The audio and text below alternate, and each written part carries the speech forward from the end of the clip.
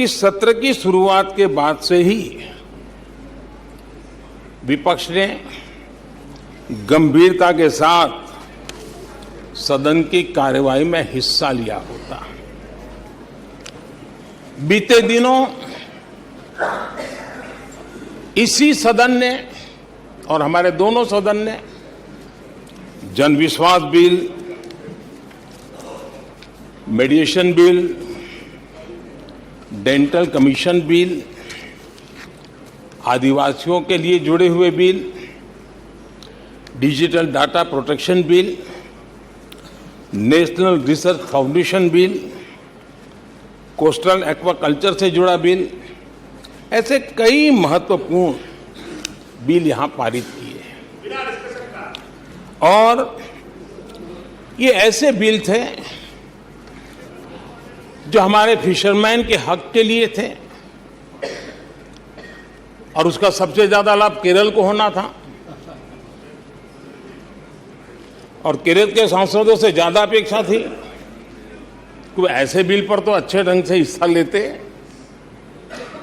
लेकिन राजनीति उन पर ऐसी हावी हो चुकी है कि उनको फिशरमैन की चिंता नहीं है।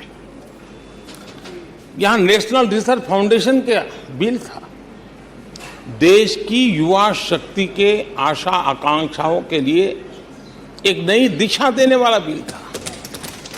हिंदुस्तान को एक साइंस पावर के रूप में भारत कैसे उभरे, वैसी एक दीर्घ दृष्टि के साथ सोचा गया था। उससे भी आपका इतराज। डिजिटल डाटा प्रोटेक्शन बिल, ये बिल अपने आप में देश के युवाओं के जज्बे में जिस बात आज प्रमुखता से है उससे जुड़ा हुआ था।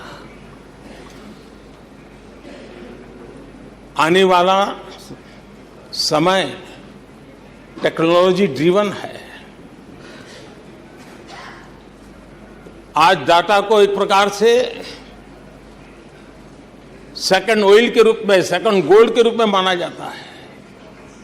उस पर कितनी गंभीर चर्चा की जरूरत थी, लेकिन राजनीति आपके लिए प्राथमिकता थी।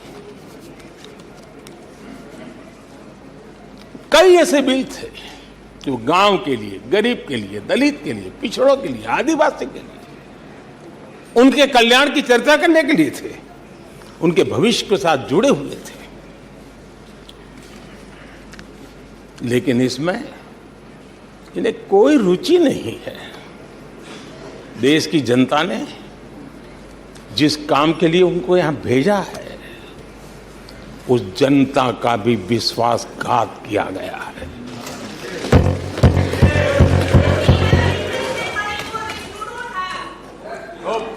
विपक्ष के कुछ दलों के लिए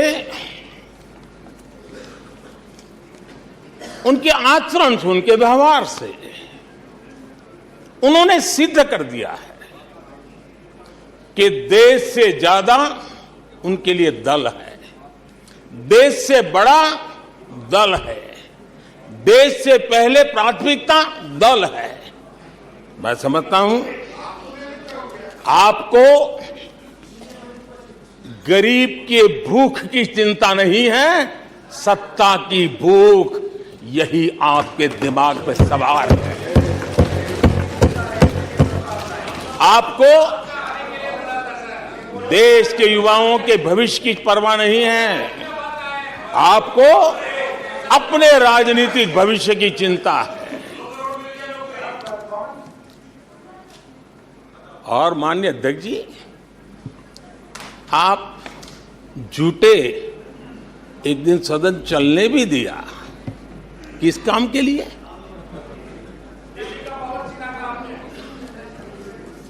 आप झूठे तो अविश्वास प्रस्ताव पर झूठे और अपने कट्टर भ्रष्ट साथी उनकी शर्त पर मजबूर होकर के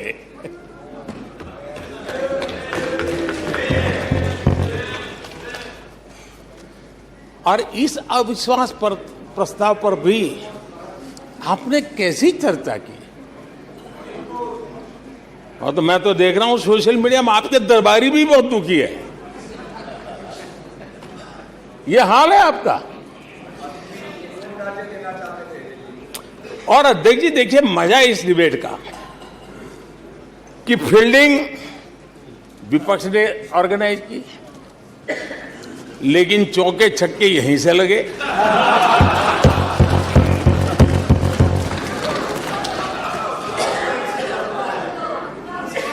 और विपक्ष नो कॉन्फिडेंस मोशन पे नो बॉल नो बॉल पर ही करता आगे चलता जा रहा है। इधर से सेंचुरी हो रही है, उधर से नो बॉल हो रहे हैं।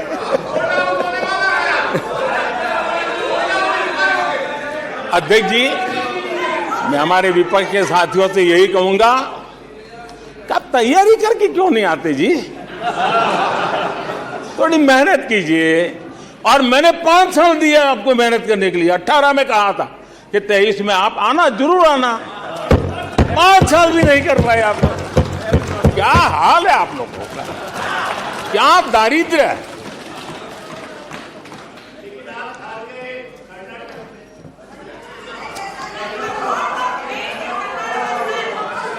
आदरणीय अध्यक्ष जी,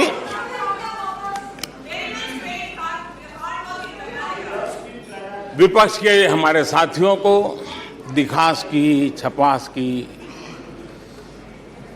बहुत इच्छा रहती है, पर स्वाभाविक है।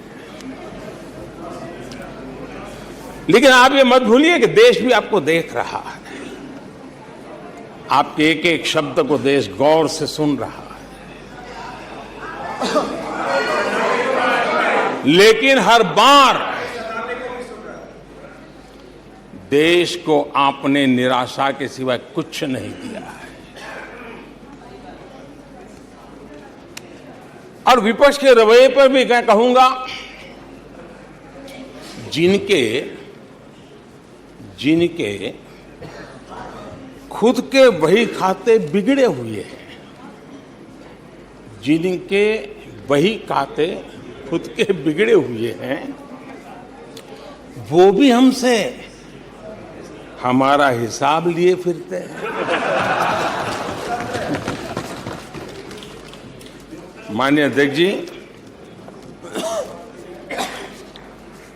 इस अविश्वास प्रस्ताव में कुछ चीजें तो ऐसी विचित्र नजर आई जो न पहले कभी सुना है, न देखा है, न कभी कल्पना की है। सबसे बड़े विपक्षी दल के नेता को बोलने की सूची में नाम ही नहीं था। और पिछले उदाहरण देखिए आप।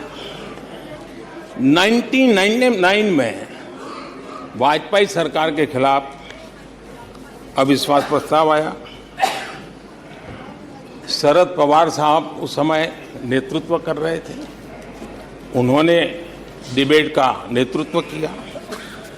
2003 में अटल जी की सरकार थी। सोनिया जी विपक्ष की नेता थी। उन्होंने लीड ली। उन्होंने विस्तार से अविश्वास प्रस्ताव रखा। 2018 में खड़गे जी थे विपक्ष के नेता। उन्होंने प्रोमिनेंटली विषय को आगे बढ़ाया। लेकिन इस बार अधीर बाबू को क्या हाल हो गया?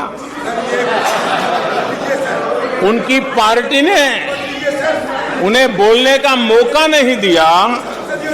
ये तो कल अमित भाई ने बहुत जिम्मेवारी के साथ कहा कि भाई अच्छा नहीं लग रहा है, और आपकी उदारता थी कि उनका समय समाप्त हो गया था, तो भी आपने उनको आज मौका दिया।